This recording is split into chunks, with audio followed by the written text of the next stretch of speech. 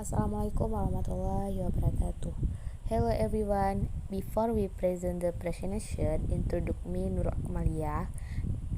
I'm from group 1 and my friend Muhammad Hagiki and Safrizal. Here I explain about reading comprehension. Definition of reading. Jadi definisi dari membaca adalah untuk mendapatkan informasi dari sesuatu yang tertulis. Membaca melibatkan pengenalan simbol-simbol untuk membentuk suatu bahasa. Membaca atau mendengar cara yang paling ampuh untuk mendapatkan informasi. B. Type of reading. Number 1. Initial reading, yaitu pembacaan awal yang dilakukan oleh mereka yang belum bisa membaca. Number 2. Reading comprehension, yaitu teks yang harus dipahami yang memiliki ciri-ciri pengaruh besar pada pemahaman. Number 3. Extensive reading and intensive reading, yaitu ekstensif seseorang membaca untuk kesenangan atau peningkatan secara umum, sedangkan intensif yaitu seseorang mengembangkan keterampilan dalam membaca. The purpose of reading, yaitu tujuan membaca adalah menghubungkan ide-ide dalam halaman yang diketahui untuk menentukan jenis bacaan yang dilakukan. There are two basic purpose reading ability. Tujuan membaca ada dua. Yang pertama, reading for information, yaitu membaca untuk informasi. Dan yang kedua, reading for pleasure, yaitu membaca untuk kesenangan. The definition of reading comprehension. Definisi pemahaman membaca.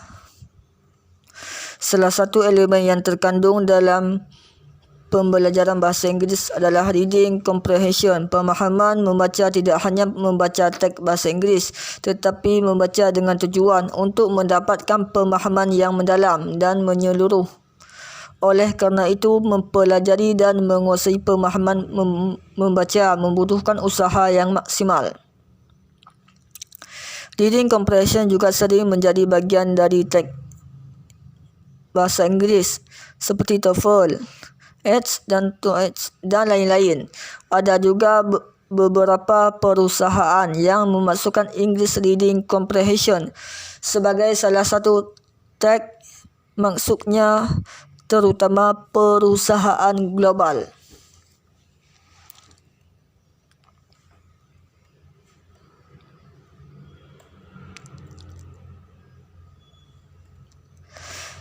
The elements of reading comprehension. Elemen pemahaman membaca. Ada 3 elemen dalam pemahaman bacaan. 1. Pembaca yang melakukan pemahaman.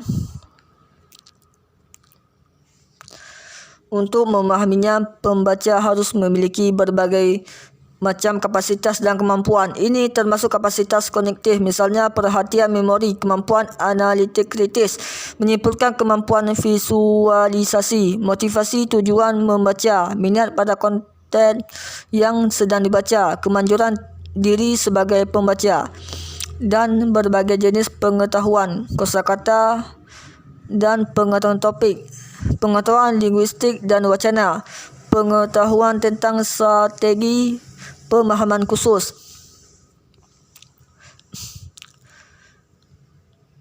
Itu teks yang harus dipahami. Ciri-ciri teks memiliki pengaruh besar pada pemahaman. Pemahaman tidak terjadi hanya dengan mengekstra makna dari teks.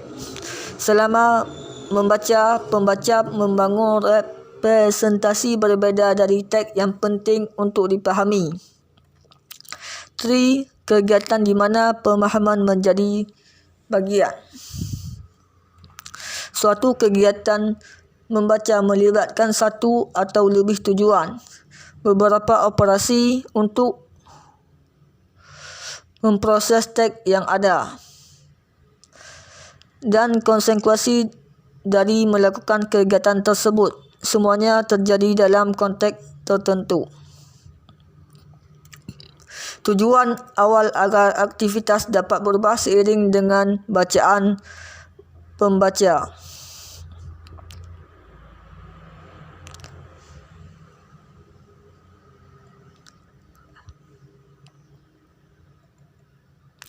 F. The level of reading comprehension. Tingkat pemahaman membaca. Tingkat pemahaman bacaan melibatkan dari peran aktif di pihak pembaca. Pemahaman literal. Tingkat pemahaman ini merepresentasikan minimal keterlibatan pembaca. Ini adalah pemahaman sederhana tentang kata-kata dan gagasan penulis. Pijat tertulis diterima tetapi tidak diperiksa, dievaluasi atau digunakan dengan cara apapun. True pemahaman interpretatif. Pada tingkat ini, pembaca tidak hanya mengetahui apa yang dikatakan penulis tetapi melampaui pengetahuan sederhana itu. 3. Pemahaman terapan. Pada level ini, pembaca melakukan lebih dari sekadar menerima dan menafsirkan pijatan. Pembaca mengevaluasi ide-ide penulis, baik menerima atau menolaknya, atau menerapkannya pada situasi baru.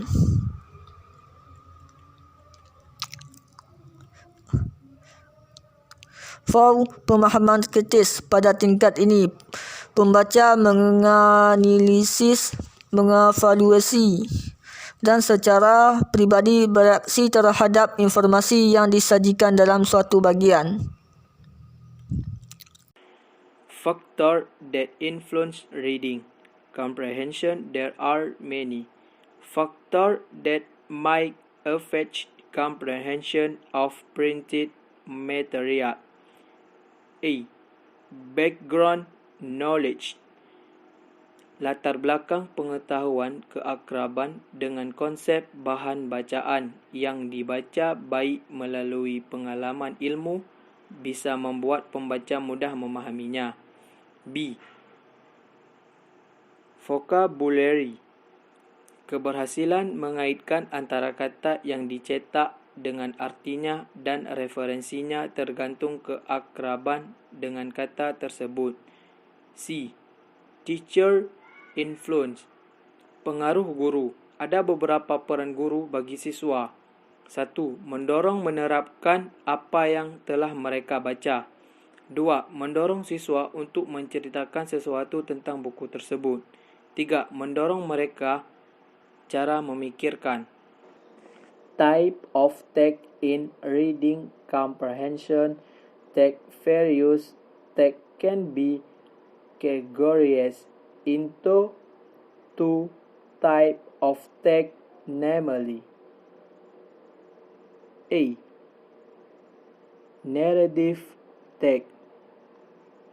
Teks menceritakan cerita yang memiliki unsur utama seperti tokoh, latar, dan masalah.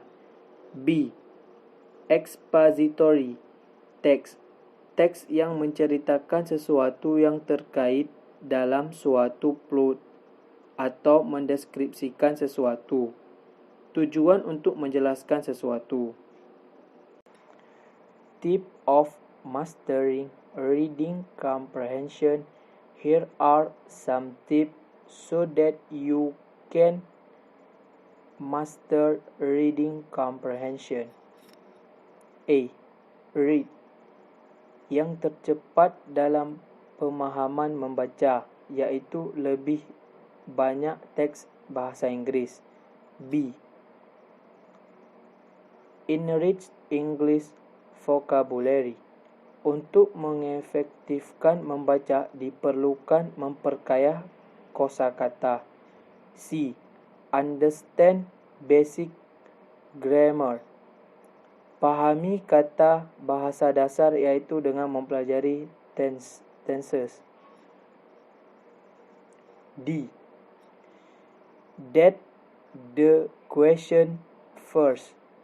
Membaca pertanyaan agar fokus pada hal-hal yang mungkin menjadi jawaban dari pertanyaan. E. Understand the main idea. Memahami inti gagasan atau inti bacaan. 5. Don't get on one question. Jangan berpegang pada satu pertanyaan.